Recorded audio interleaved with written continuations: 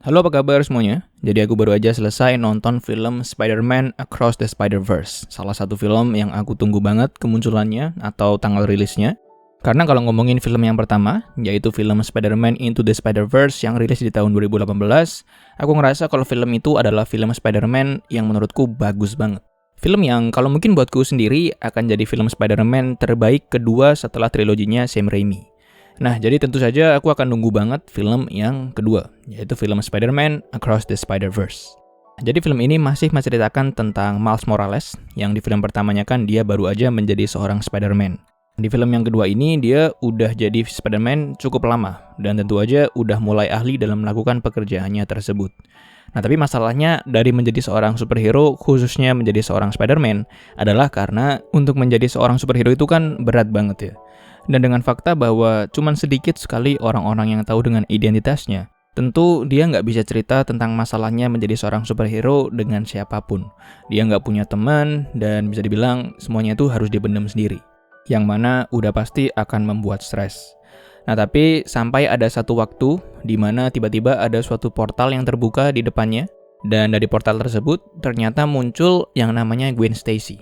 Salah satu karakter atau tokoh Spider-Man, atau lebih tepatnya Spider-Woman, yang juga ada di film yang pertama, dan juga udah kelihatan kalau sebenarnya akan punya potensi sebagai karakter yang cukup penting ke depannya.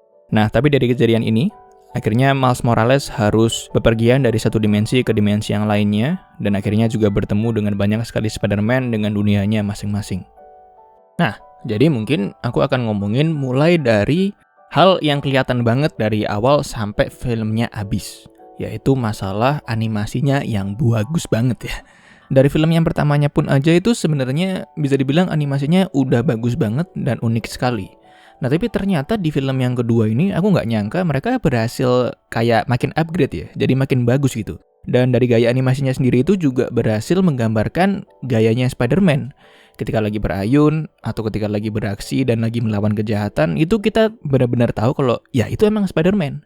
Jadi misalnya kita bayangin ketika lagi nonton dan nggak ada kostumnya Spider-Man sama sekalipun, ya kita tetap bisa merasakan kalau itu adalah gerakannya si Spider-Man. Saking emang dari segi animasinya itu detail banget. Jadi masalah animasi nggak ada masalah sama sekali lah, bagus banget. Kemudian dari aspek gambar yang mereka tampilin juga luar biasa sekali ya, unik banget. Dan bahkan aku nggak habis pikir sama film ini tuh gara-gara di film ini tuh kan dimensinya banyak banget ya. Dan di setiap dimensi itu juga ada variasi Spider-Man yang juga beda-beda. Nah, di setiap dimensi itu mereka menggambarkan dimensi tersebut dengan gaya penggambaran atau art style yang juga beda semua. Mulai dari dunianya, kemudian dari karakternya, dari warnanya, dari ciri khas art style yang mereka gunakan itu beda semuanya. Luar biasa sekali lah pokoknya. Salut sama semua orang yang terlibat di film ini. Dan jadinya wajar banget kalau misalnya ini film dibuat selama 5 tahun.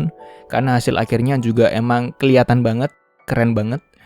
Oh iya, dan bahkan waktu nonton aku juga sempat kagum gara-gara ada mungkin 1 atau 2 adegan yang isinya itu sebenarnya cuma dialog. Tapi memang dialognya cukup penting dan cukup impactful sih dari segi ceritanya.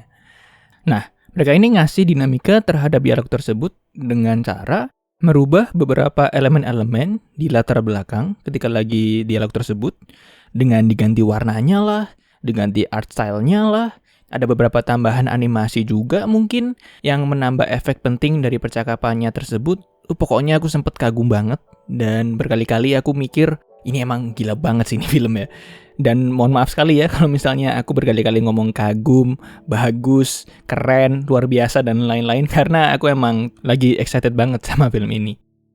Nah, tapi animasi udah, art style udah, kali ini aku pengen ngomongin dari segi ceritanya.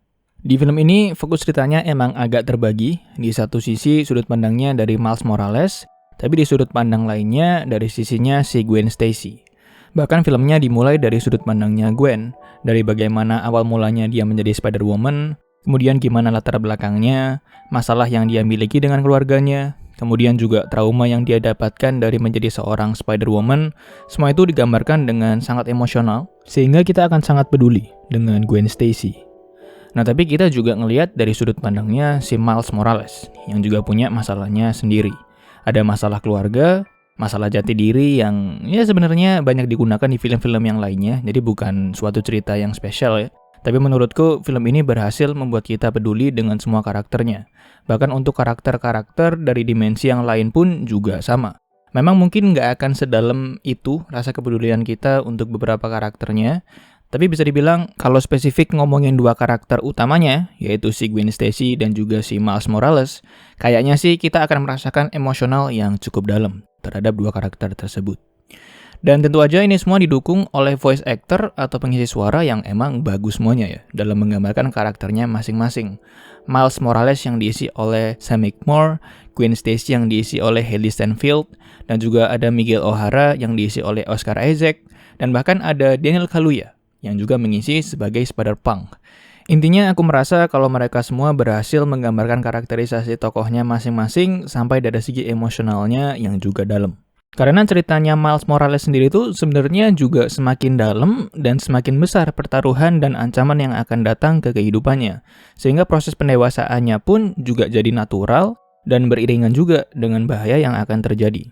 Sehingga akan semakin seru gitu rasanya.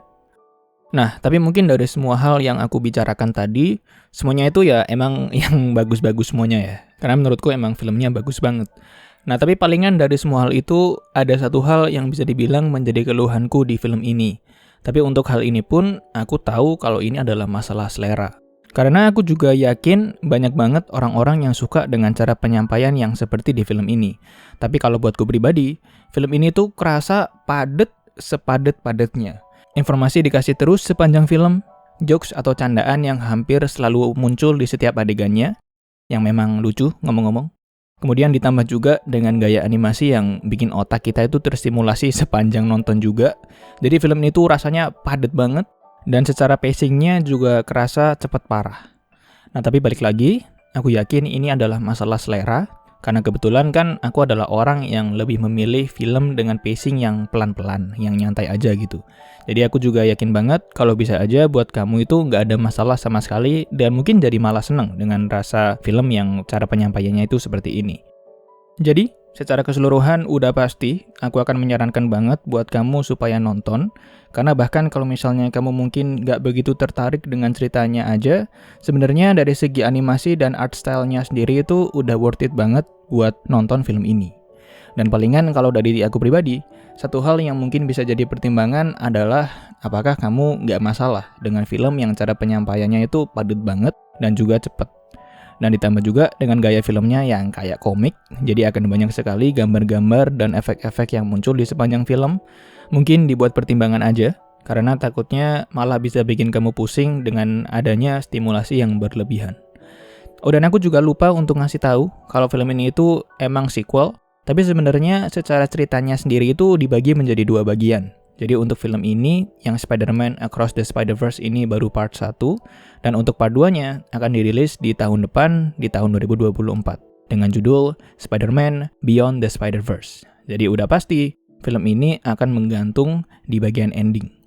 Yang walaupun menurutku menggantungnya pun juga pas banget di puncak konfliknya, dan malah berhasil bikin kita penasaran untuk kelanjutannya. Nah, tapi kayaknya itu aja. Terima kasih banyak sudah menyempatkan waktunya untuk menonton. Dan semoga sehat-sehat selalu semuanya.